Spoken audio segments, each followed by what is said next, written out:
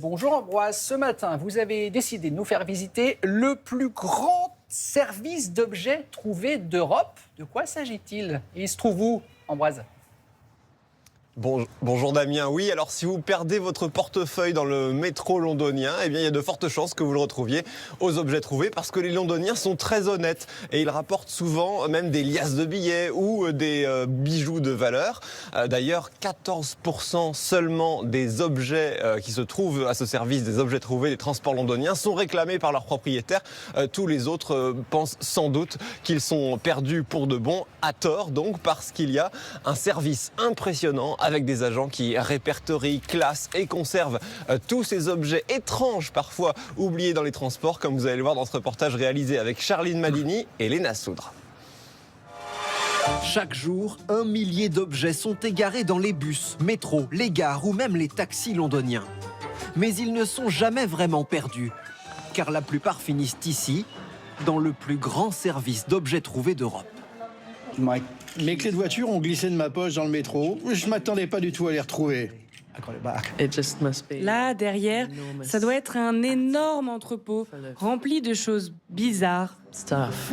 Alors bienvenue dans cet immense cabinet de curiosités. Des simples parapluies aux animaux empaillés, de la déco royale aux instruments de musique. Il en faut plus pour surprendre la quarantaine d'employés qui répertorient chaque objet trouvé, comme ces boules de Noël qui viennent d'arriver. Nous avons toutes sortes de choses. Un jour, j'ai eu entre les mains un sac avec des grenouilles entières à l'intérieur. Elles n'étaient pas vivantes, Dieu merci, c'était des grenouilles cuites. Diana Quay, la responsable de cette caverne d'Ali Baba, connaît la valeur de son trésor, qu'elle soit financière Ici, nous gardons les bijoux perdus. ou immatérielle. C'est une catégorie assez triste. Ce sont tous les cours et les devoirs universitaires ou du secondaire. Plein de profs entendent leurs élèves dire qu'ils ont perdu leurs travaux dans le bus. Mais c'est vrai, ce n'est pas une fausse excuse. Elle ne se départit jamais du petit sourire que lui inspire tout ce que les têtes en l'air oublient dans les transports.